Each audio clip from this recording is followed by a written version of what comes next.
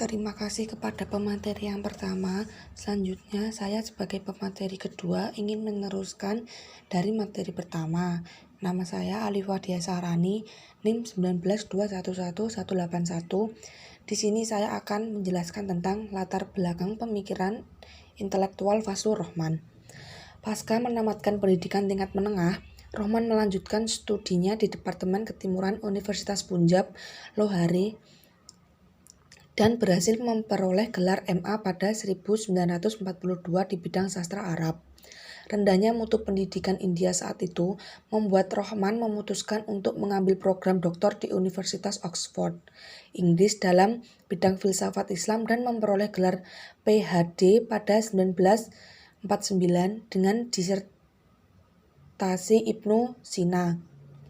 Rahman menetap sementara di waktu Barat setelah menyelesaikan studinya dan menjadi dosen dalam bidang kajian Persia dan filsafat Islam pada 1950 hingga 1958 di Universitas Durham, Inggris, dan menjabat Associate Professor di Institute of Islamic Studies McGill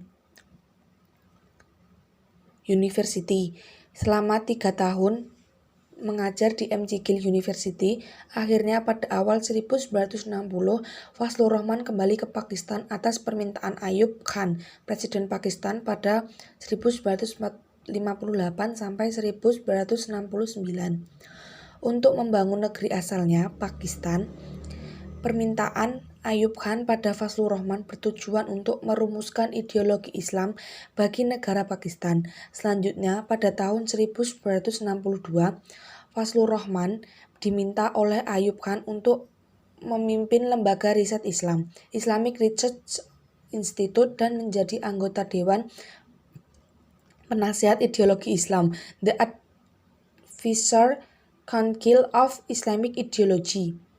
Pemerintah Pakistan pada 1964, lembaga riset Islam yang dikelola Rahman bertugas menafsirkan Islam dalam tema-tema rasional dan ilmiah untuk memenuhi kebutuhan-kebutuhan suatu masyarakat modern yang progresif.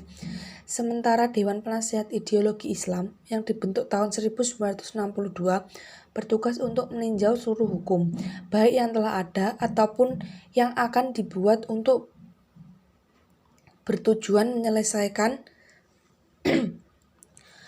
dengan Al-Quran dan Sunnah, serta mengajukan rekomendasi-rekomendasi kepada pemerintah pusat dan provinsi tentang tata cara menjadi seorang muslim yang baik.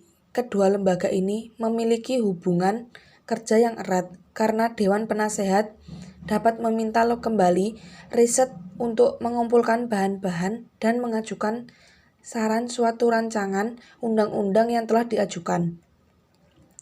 Rahman terlibat secara intens dalam usaha-usaha untuk menafsirkan kembali Islam guna menjawab tantangan dan kebutuhan masa kini.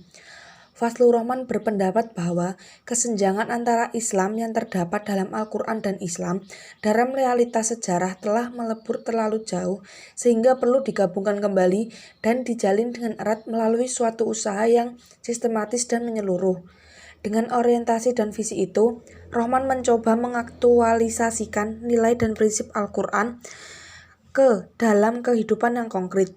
Pesan-pesan moral Al-Quran untuk mengangkat segmen masyarakat yang tertindas, orang-orang yang tidak punya, yatim piatu, wanita, dan budak, serta sikap Al-Quran yang tidak mentolerir adanya pembedaan yang didasarkan pada etnis, warna kulit, dan semacamnya oleh Fazlur Rahman dikontekstualisasikan ke dalam persoalan-persoalan yang sedang dihadapi oleh Pakistan itu.